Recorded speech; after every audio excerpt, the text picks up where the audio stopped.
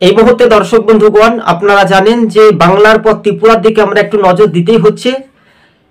ত্রিপুরাতে কংগ্রেসের বিধায়কের হাত ধরে ফের কিন্তু বিজেপির ভোটাররা কংগ্রেসে যোগদান করলেন।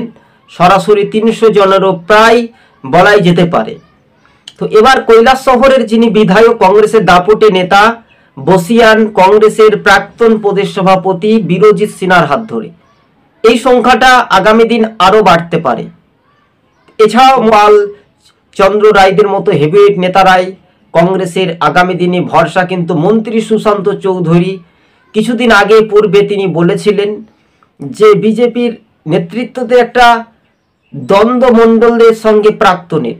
আপনারা সেই স্ক্রিনের সাহায্যে সেই ছবিগুলো দেখতেই পাচ্ছেন যে কংগ্রেসের যোগদানের প্রবল উৎসাহ বাড়ছে উত্তর পূর্বের রাজ্যে ত্রিপুরাতে। দর্শক বন্ধুগণ, সবুজ বঙ্গ নিউজ ইউটিউব চ্যানেলটি অবশ্যই ভালো লাগলে সাবস্ক্রাইব করে সঙ্গে থাকবেন।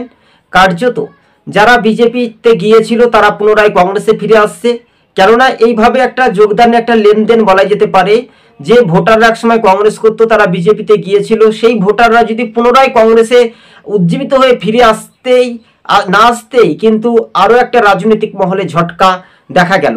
তো বীরজিৎ সিনহা 53 কৈলাসহরের তিনি একজন দাপটে বিধায়ক। কার্যত রাজনৈতিক মহলে সেটাই এখন দেখার একটা বিষয়, তাই না? এই বিষয়বস্তুগুলো ভালো করে মনোযোগ দিয়ে শুনে রাখবেন। আর সবুজ বঙ্গ নিউজ চ্যানেলের সঙ্গে যদি নতুন দর্শক হয়ে থাকলে অবশ্যই চ্যানেলটিকে সাবস্ক্রাইব করে সঙ্গে থাকবেন দর্শক বন্ধুগণ। তবে হ্যাঁ, রীতিমতো বাংলাতে এবং ত্রিপুরা, আসাম এই সব রাজ্যে ছাপ্পা এবং দখলদারি রাজনীতি চলে। শাসকের বিরুদ্ধে, আবার কখনো দেখছি বিরোধীদের পক্ষে। মানুষের রায় উজ্জীবিত হচ্ছে। পাহাড় যার ক্ষমতা, পাহাড়ের রাজনীতি ক্রমশ এবার কংগ্রেসের দাপটে নেতাদের শক্তি বৃদ্ধি প্রয়াস।